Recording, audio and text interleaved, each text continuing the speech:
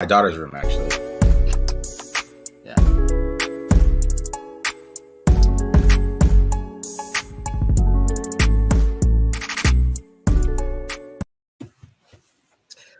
All right, everybody, we are back. It is Taped On Live, favorite podcast, favorite channel, favorite is everything. We are back.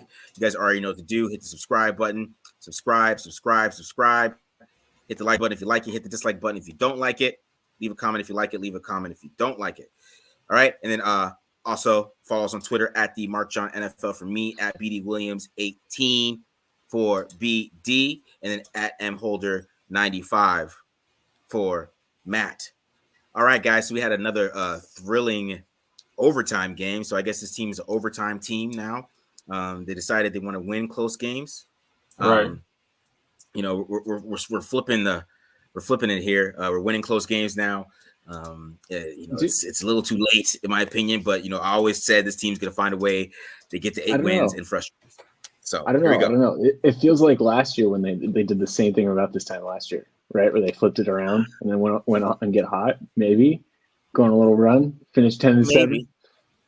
10. Oh, okay, we're going for 10-7. Okay, I like it, Matt. I like it.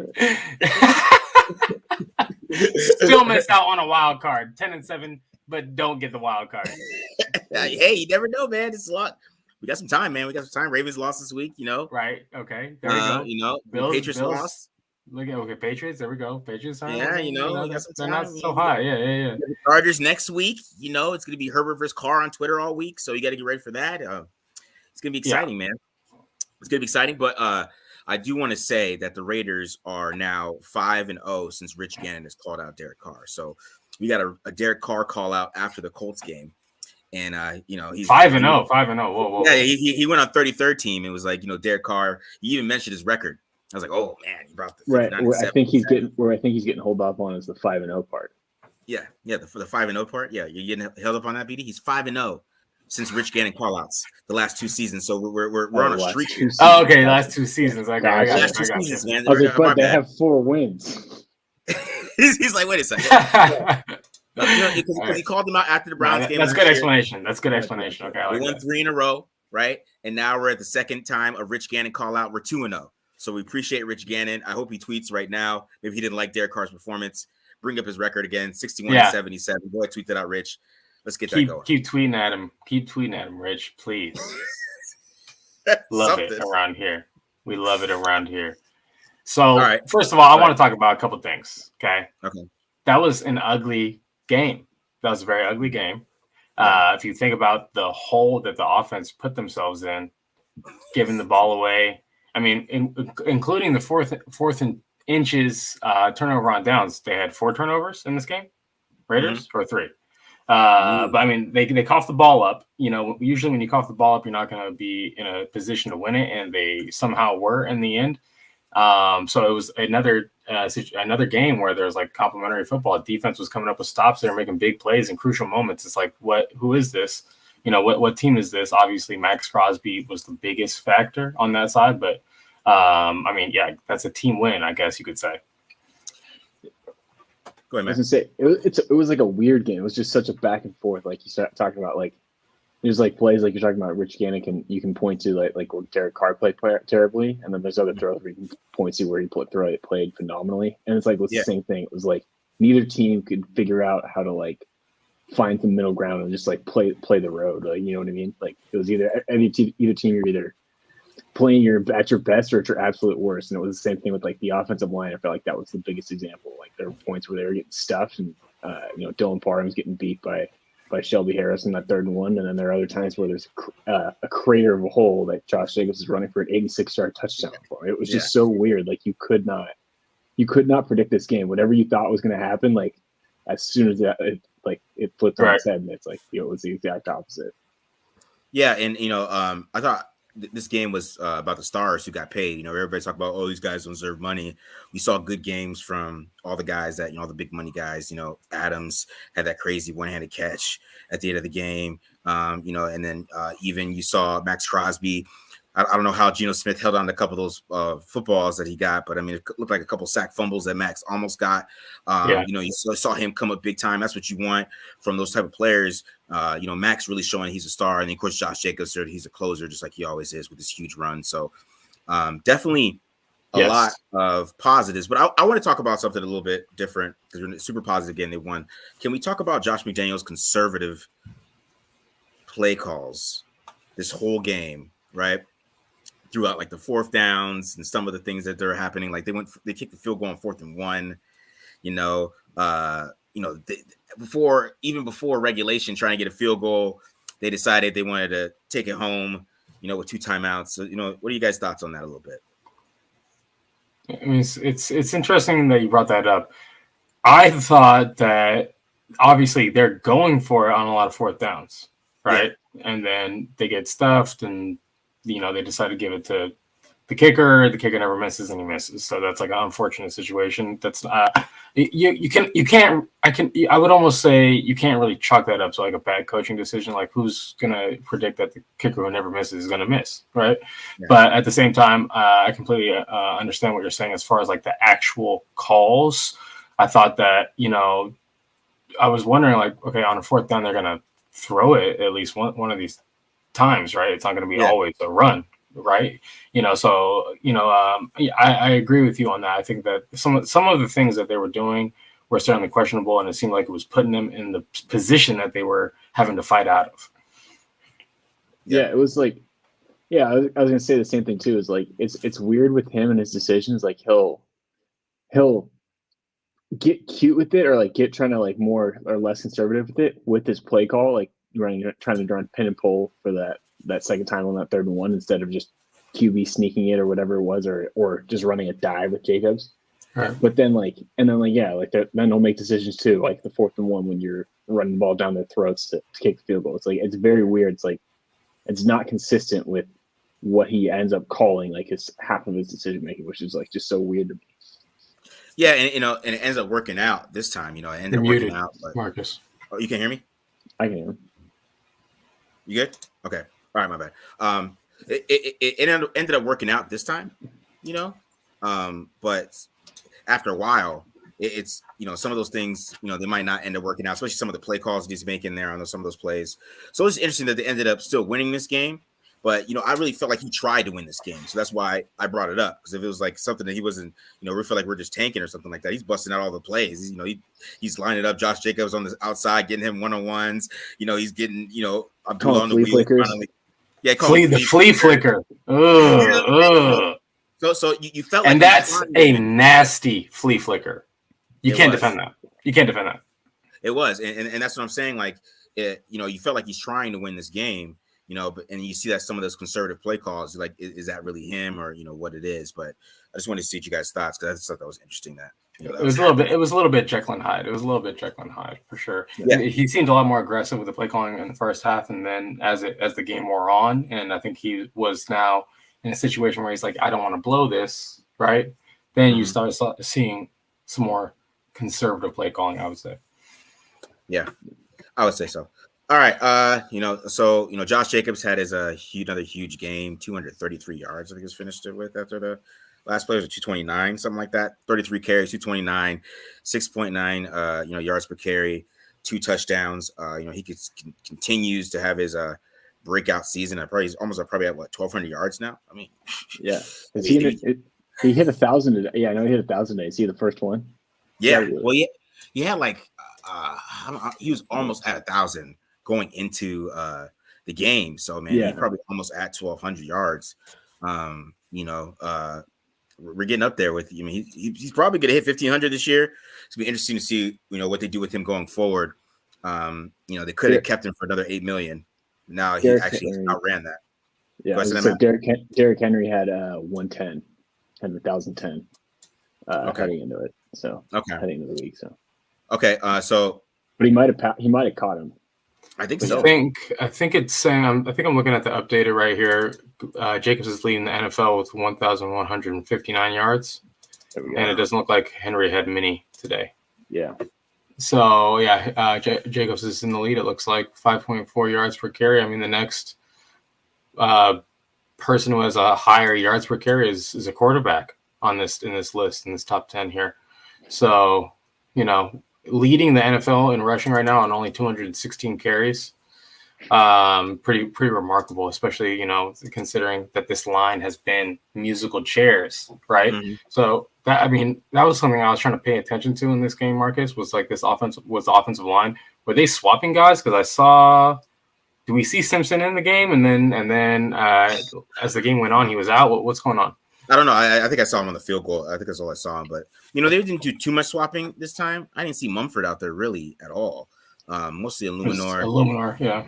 Yeah, they haven't been swapping like in the last like 3 weeks unless they've had to. Like Munford's come in on a few like as like a tight end on a few plays, and then last week when Miller was out, Munford came in. They didn't swap at all. So. Yeah. I thought they played really well today. I thought, of course, Alex Bars is going to give up his pressures, and that's who he is. But he had a couple. You got to give him some credit. Got to give him some love. He had a couple good second level blocks as a run blocker today. Yeah, exactly. He got it on those guards. He also got beat. He got beat a couple times too. But it is what it is at this point. Yeah, so he got a couple. Right. he got a couple pulls, and had some good blocks. Parham's getting better. At the left guard position, Andre James, I think Luminor has played well for at least 4 or 5 straight weeks, in my opinion. And of course, Miller's been a little up and down, but I think he came back, played well. So, you see the offensive line play like that. That's what you see Carr able to have the couple good games he had the last couple of weeks where you have like a higher YPA and stuff like that with the offensive lines playing a little better. Kudos to them. We giving a lot of shit on here. So, we give you some props when you come out and play well, right? They're opening up some big holes for Jacobs today. So, they definitely deserve some praise for that today. I'll give them that. I think maybe one of these days do like a retrospective and go back to like 2016 and look at Carr's pocket movement, and now look at it right now and just like how light years ahead he's grown in that area. If you're just standing still and Bars is getting beat and you keep on getting sacked, everyone's going to say offensive line is trash, right? But if you keep on moving and buying yourself time and making that guy, giving him some time, right? Then everyone, you don't take many sacks, you don't get hit a lot. All of a sudden, the offensive line, everyone thinks the offensive line played great, but all of that changed was the quarterback play. So what we are seeing from Derek Carr in his 9th, 10th year in the NFL now is just really, really incredible pocket movement, subtle stuff to keep his eyes downfield and keep the play alive, and that's what I'm seeing at least. Correct me if I'm wrong, Marcus, on your end. Oh no, I thought he's been better in the pocket than people give him credit for. They just he just has that thing from Fresno State. Basically, people just kind of bring that up, in my opinion. But because he avoids a lot of sacks, man. If you even like PFF, he's like 15% sack percentage, and he's 35% pressure rate. He's 5th in pressure rate, and he avoids a lot of sacks. So. He does, it's on tape, it's on film, it's in stats. It is what it is, but he has a reputation, so the reputation is going to stick with him. But he does handle pressure. Basically, John Gruden forced him to. So, Gruden's like, you're not going to play like this anymore. You're going to have to avoid this, and I'm just going to destruct the whole offensive line, and this is how you're going to play. So he figured it out, and that's why he's playing better than that. Right, he is figuring it out. So I got a couple questions. In the chat, people are asking about opinions on some questionable calls or some controversial, I'll say, calls. If you guys want to weigh in on either of these. He dropped that ball on the sideline. The ball. DK's catch. That was not a catch. It was not a catch. The fumble. Gino, whatever his last name, he said the shin was down, which was true. His shin was down. And my favorite, he was like at that point, like we're talking about they said forward progress was like stopped or called, whatever. He's like literally moving backwards and in a position like where he can't defend himself. Don't we want like a quick whistle on that? Like they kept talking about, they're like, yeah, I thought it was a little quick to call it. Like, the guy's getting like bent backwards. And like I was worried Jacobs was gonna like break his tear up his knee the way like that he was getting like rolled up on. Right. And then how can forward progress not be over when you're literally moving backwards?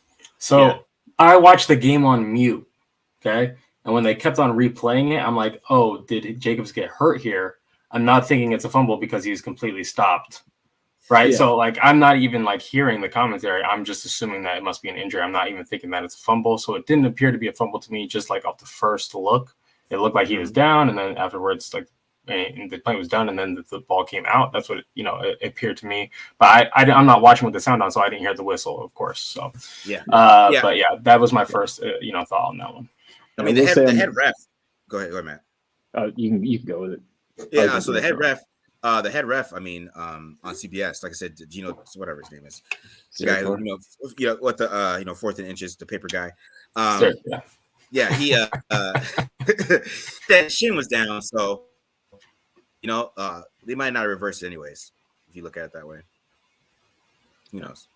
But yeah, but the Raiders pulled it out. What about we talked about the defense much? We talked about Max Crosby a little bit. I thought they were able to get a lot more pressure today from the inside. So what do you guys think about? I think Bilal Nichols. I didn't know. It's funny. Jerry Tillery comes in, and all of a sudden, Bilal Nichols is not getting double teamed as much. He looks okay. Rejuvenated.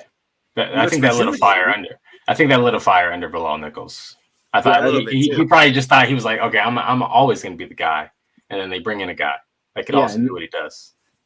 And in 2 games, back-to-back games, he has his best game as a Raider and ends up getting his first sack this year. I mean, there was that one play that called it out on the broadcast too, where literally all 4 guys got pressured, and I'm tweeting out from the account. I'm like, this is I think legitimately the first time all 4 defensive linemen have gotten pressure this year, and it was a beauty to see. And I mean, it was a damn shame. I hope Andrew Billings is all right. No, he didn't. I don't think he came back after getting rolled up on. Got a sack and got injured. That'd be a huge loss. He's probably playing last 3 or 4 weeks. One of the best one techniques in the NFL. Got to be. He's playing phenomenal right now. Andrew Billings. That'd be a huge loss. I mean, he got to the point where he's playing on 3rd down and long. So that shows the faith they have in him right now that he can play all 3 downs. I mean, because that sack he got was on 3rd down and long. That's him pushing the pocket. He's been pushing the pocket really well, playing the run really well. Man, he's just been fantastic. So that'd be a huge loss. And he was doing all that. He was doing all of it today too. He was on one. Yeah. It sucks. But definitely defensive line. The commentators, when I did have the sound on, I heard them talking about the defensive line looking good. So I think that was pretty obvious. The back end, it was interesting in this game. I mean, Trevon Merrick steps in front of 2 passes and they just go straight through his hands. Harmon double catches that one.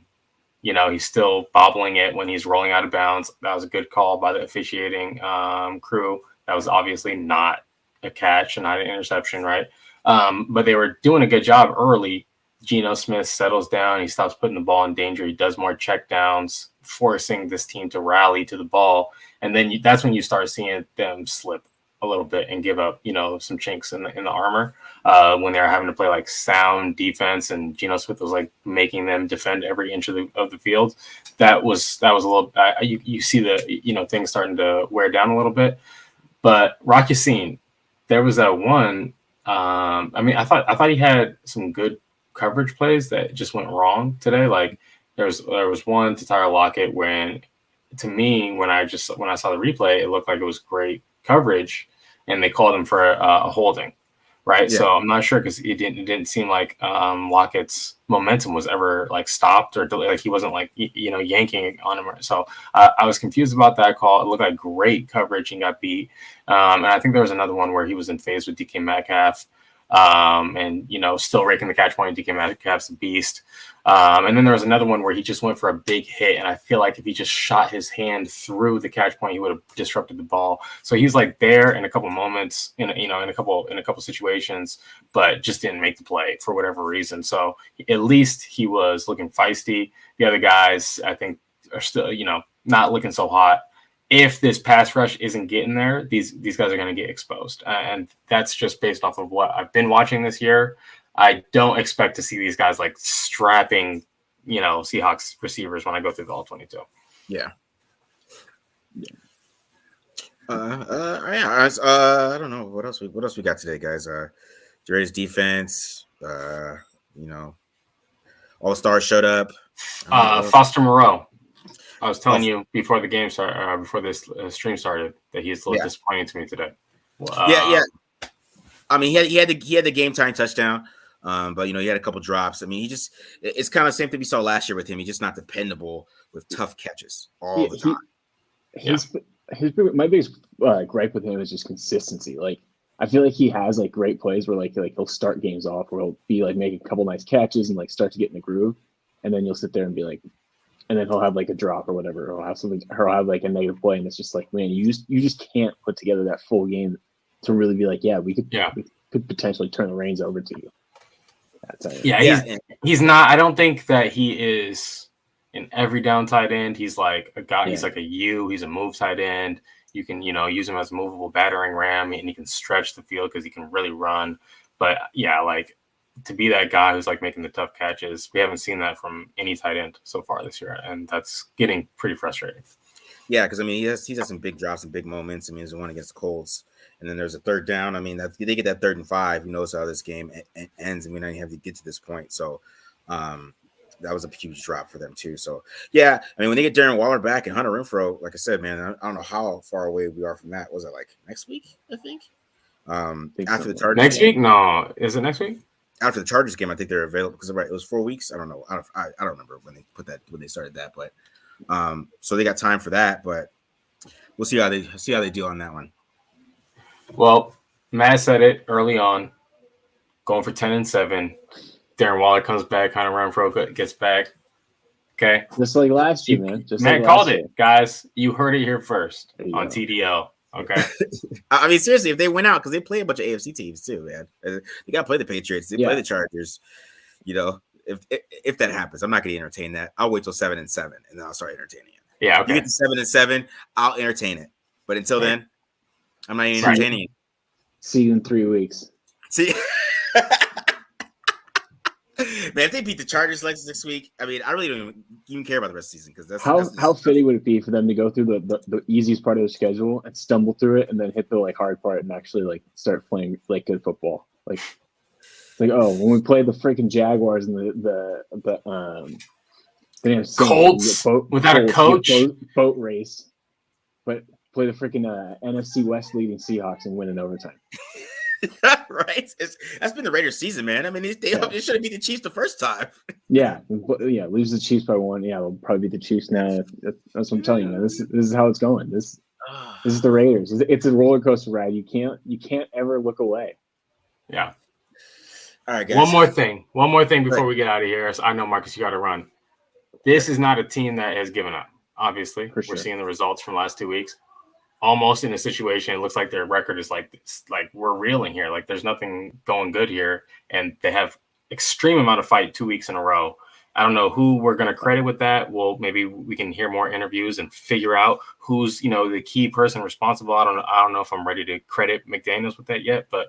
This team is showing a lot of fight right now. Some group of people in the building is getting that out of everyone.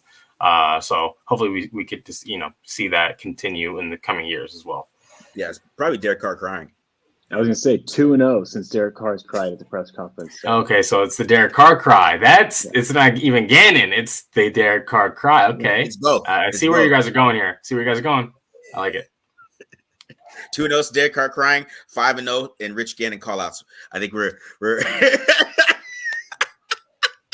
Yes, I'm sir. curious. So with the Rich Gannon call-outs, I'm curious when's the cutoff? Because I don't remember. Did they play only three games after the Browns last year? And I don't think they. Yeah, and then they lost in the playoffs. So if we get the playoffs, we're losing. It ends at the end of the season. So gotcha. Rich Gannon call-outs don't extend to the playoffs. It doesn't. That's just only the regular rules. season call-outs here. Right. Okay, so we're extending it through the rest of the season. So if they potentially lose out, we're keeping a tracker on Rich Gannon call-outs. We're 5-0 regular season. So good to know. Good to know. Regular season. We're not counting the playoffs. All right, guys. I'm out of here. All right. Make sure you hit the subscribe button. Is the button not working here? There we go. There it goes. Subscribe. Make sure you hit the subscribe button. We're out of here, guys. Peace.